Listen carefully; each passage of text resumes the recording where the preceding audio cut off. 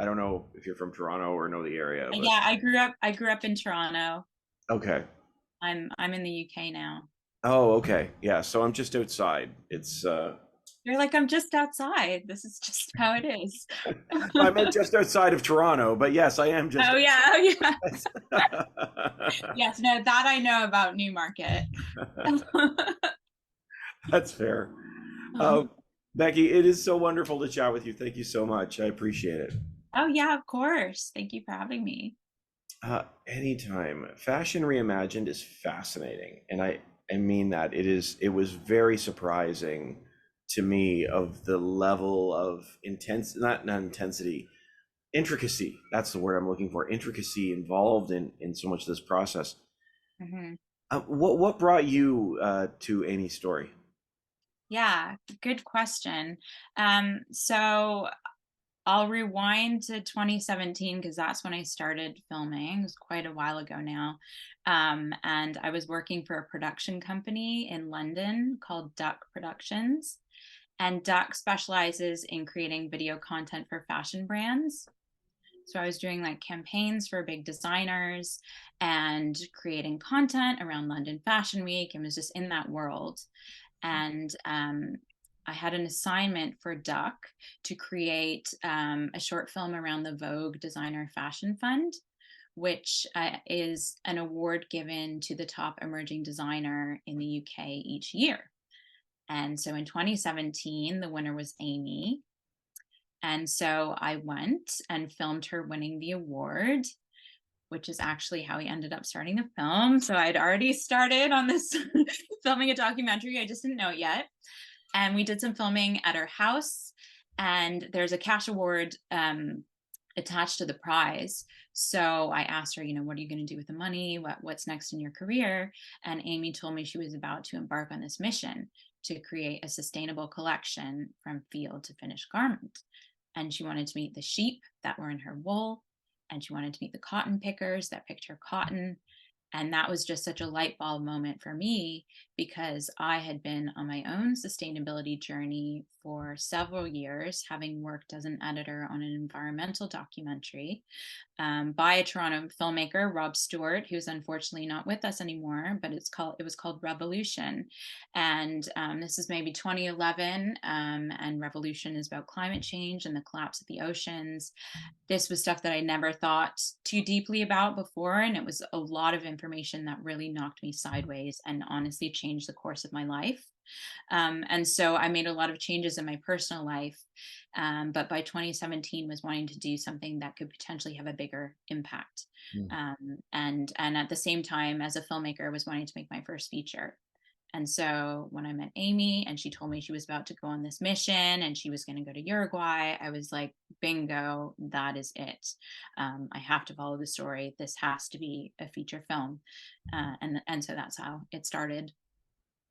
It is an incredible journey, and it's one of these moments that, I mean, based on what you're saying, like what an amazing connection that is, because I have to admit, this is how much I knew about this stuff. When she said she's going to do something sustainable, I said, "Oh, okay, she's going to go to the thrift store and recycle some stuff, and she's going to create a new fashion line. She's not going to need 18 months." But you said, like, you as you said, like, she's going back to the sheep themselves, and she's making sure that the companies can make sure that her materials are properly taken care of, not mixed with other one. Like, it is absolutely wild. It reframed so much of my own thinking. I was wondering what surprised you most about this journey.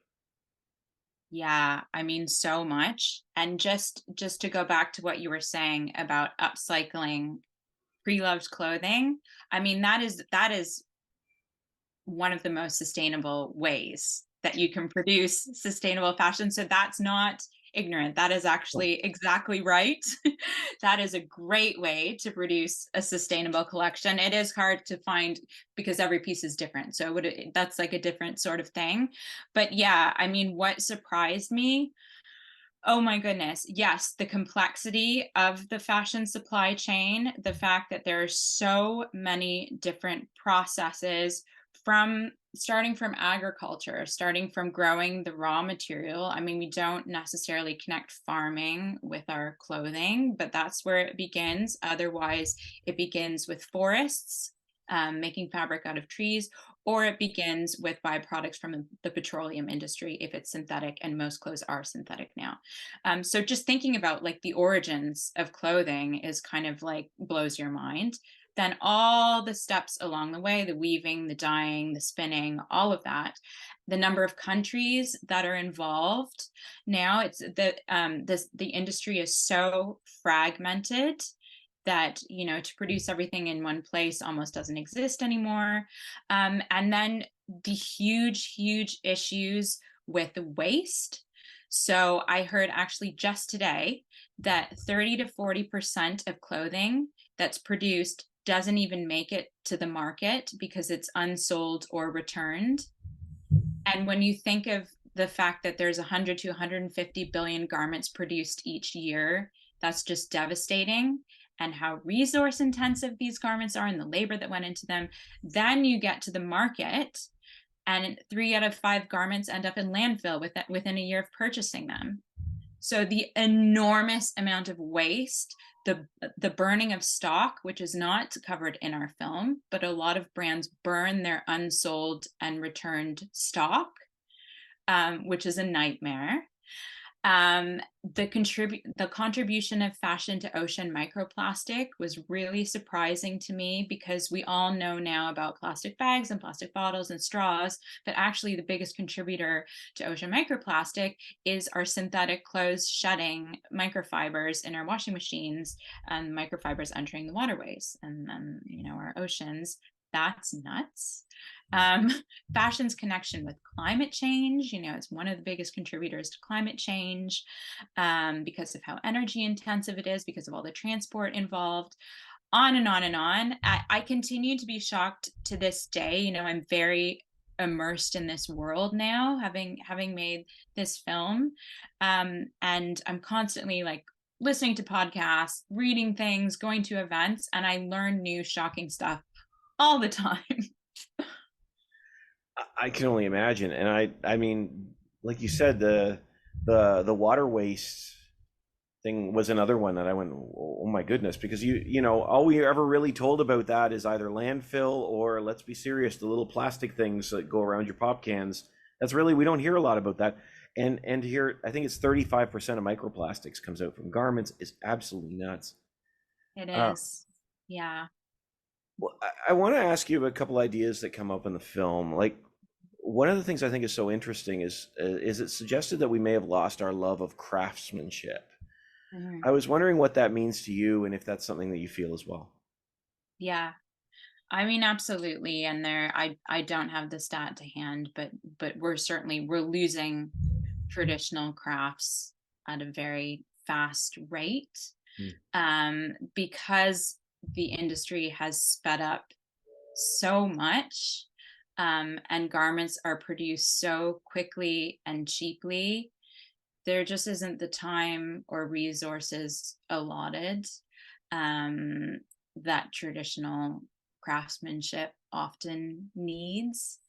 Um, that's a real shame. You know, when clothes are produced properly, with time and with good materials, um, first of all, you know, we'll probably like them more and want to keep them for longer.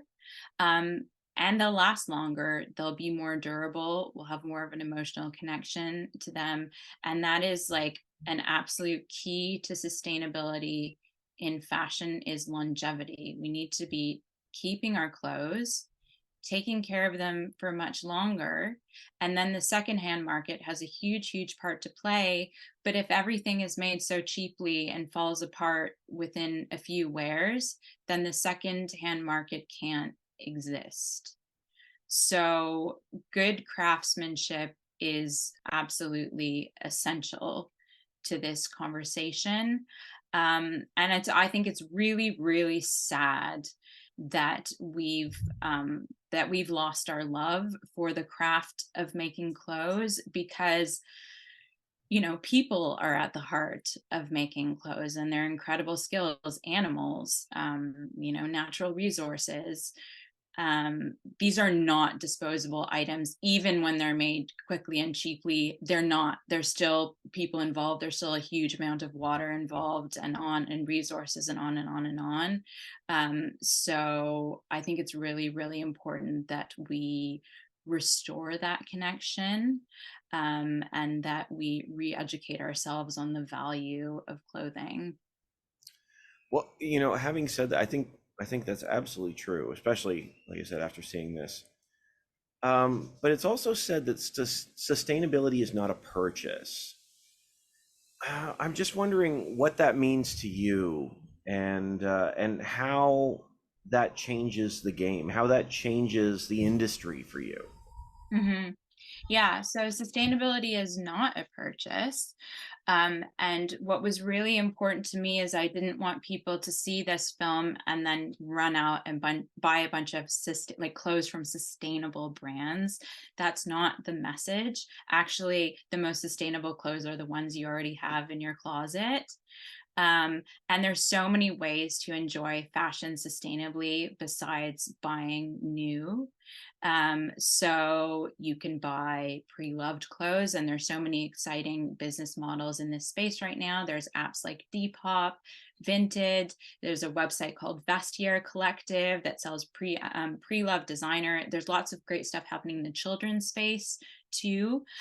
You can rent clothes, which is especially great for kids who grow like weeds.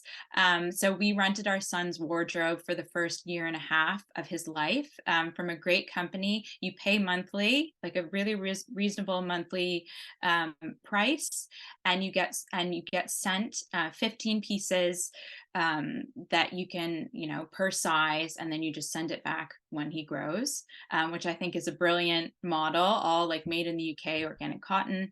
So you can rent clothes, you can swap with friends, shop your friends or family members' closets. I shop my mom's closet all the time.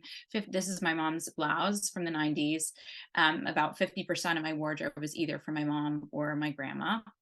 And yeah, I mean, you were saying upcycling, and a lot of people have embraced, creative repairs and upcycling of their own clothes. If you have that creative DIY instinct, that's an amazing way to express, to enjoy fashion, reimagine your own clothes. And if you don't have that instinct, support your local tailor, your local alterationist, and take your clothes in before buying something new. Um, yeah, I mean, and there's swap events now, I feel like, in every major city, where you can go, you bring your 3 items, and then you take away three new to you items. There's so much happening in kind of the circular space, which is the sector that needs to grow, in order for fashion to be truly sustainable. Because if we continue at the rate of production that we're going, 100 to 150 billion garments per year, even if every brand switches to sustainable practices, it still will have a devastating impact because we're producing too much stuff. Yeah, that's a great point. Mhm. Uh, I want to ask you, I know we're starting to run out of time, but I really want to ask you this question, and it's a tough one. And I admit, as a parent, I love what you're talking about there with, renting your kids' clothes. I'm like, oh man, I wish I knew about those things.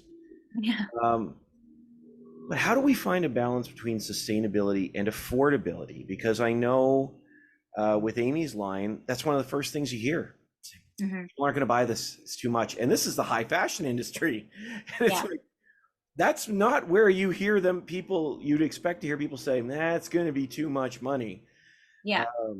But how does the average person find a balance between these things? Yeah, so there's a few things I would say to that. I mean, firstly, it's everything that I was talking about, and there are these wonderful apps. Like, I don't know if you have Vinted in Canada, and Depop you probably do have, but there. The good thing, the upside about this massive overproduction problem is we have so many clothes on planet Earth. I read a stat recently that we have enough to clothe the next 6 generations. So the result of that is that in the secondhand market, there's stuff that's brand new with tags on that's hugely, hugely discounted. So I would say, like, that's an amazing way to access fashion sustainably at a much lower price. In terms of, if you want to buy new, I would direct people to a website called Good on You, Mm. which rates fashion brands, and their brands at all price points. It won't be the rock bottom fast fashion price point, which is just completely does not reflect the true cost of that item and is based on labor exploitation. But, there are much more reasonably priced brands than Mother of Pearl. Mm. And with Mother of Pearl, it sits in a higher end of the market, and relative to other similar brands, it is actually considered a modest price point. And these brands aren't even doing, the incredible work and don't have the clean, responsible, like traceable supply chains that Amy has. Well, I appreciate that, and certainly stuff. I'm gonna look for those apps as well, because I don't know if we have them here either. I'd never heard of them until this conversation. I'm gonna check that out. Maybe I think Depop is global, and Vinted. I don't know if you have that, but I literally have it on my phone. And like yesterday, I needed a lunchbox for my kid. I'm just like, lunchboxes, okay, secondhand. It's not just clothes; it's products, homeware. It's just amazing. So we have all this stuff on earth, and now there are these very, very smart entrepreneurs who are jumping on that, and turning them into very successful business models that are very user friendly and budget friendly. I appreciate that. It is so great to talk to you. Thank you so much, Me too. Becky. The film is wonderful. I wish you the best. Thank you so much. Take care. Much. Take care.